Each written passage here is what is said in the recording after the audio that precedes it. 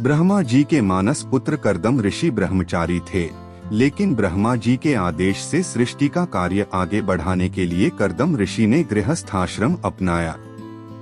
गृहस्थाश्रम अपनाने से पहले उन्होंने स्वयं की मुक्ति का मार्ग प्रशस्त करने के लिए सरस्वती नदी के किनारे 10,000 वर्षों तक घोर तपस्या की और भगवान से ऐसी पत्नी का वरदान मांगा जो गृहस्थाश्रम और भगवान की आराधना दोनों में सहयोग करने वाली हो। तब भगवान ने उन्हें स्वयंभू मनु की पुत्री देवहूति से विवाह करने की आज्ञा दी और स्वयं पुत्र बनकर मुनि का कल्याण करने का वरदान दिया। भगवान के वरदान के अनुसार कर्दम ऋषि की पत्नी देवहूति के गर्भ से भगवान कपिल का जन्म हुआ। कपिल मुनि की 9 बहनें भी हैं, जिनके नाम कला, अनुसुईया, श्रद्धा, हविर्भू, गति, प्रिया, ख्याति, अरुंधति तथा शांति है। पुराणों के अनुसार उनका विवाह क्रमश मरीचि, अत्रि, अंगिरा, पुलस्त्य, पुलह, ऋतु, भृगु, वशिष्ठ तथा अथर्वा ऋषियों से हुआ था। पौराणिक कथा के अनुसार राजा सगर बहुत ताकतवर और तेजस्वी राजा थे। उनकी 2 रानियां थीं। एक रानी ने एक पुत्र को जन्म दिया था, वहीं दूसरी रानी ने 60,000 पुत्रों को जन्म दिया था। एक बार राजा सगर ने अश्वमेध यज्ञ किया। उनके यज्ञ के घोड़े को देवराज इंद्र ने पकड़कर कपिल मुनि के आश्रम में बांध दिया। जब अश्वमेध यज्ञ के घोड़े के गायब होने की सूचना राजा सगर को लगी, तो उन्होंने अपने 60,000 पुत्रों को अश्वमेध घोड़े को ढूंढने के लिए भेज दिया।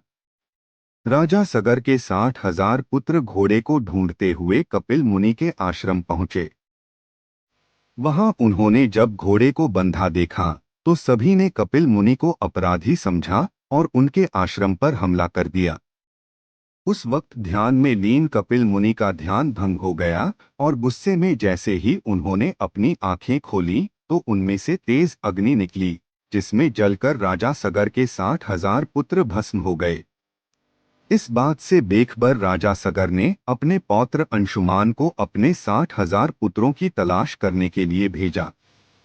अंशुमान उन्हें खोजते खोजते जब कपिल मुनि के आश्रम पहुंचे, तो उसने देखा कि उसके पूर्वजों की राख वहां चारों तरफ फैली हुई थी। इसके बाद पक्षीराज गरुड़ वहां पहुंचे और उन्होंने अंशुमान को पूरी घटना के बारे में बताया।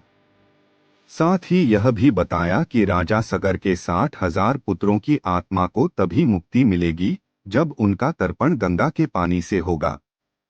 इसके बाद अंशुमान ने राजा सगर के सभी 60,000 पुत्रों के तर्पण के लिए गंगा को धरती पर लाने की ठानी। वह हिमालय जाकर कठोर तपस्या करने लगे, मगर निष्फल रहे।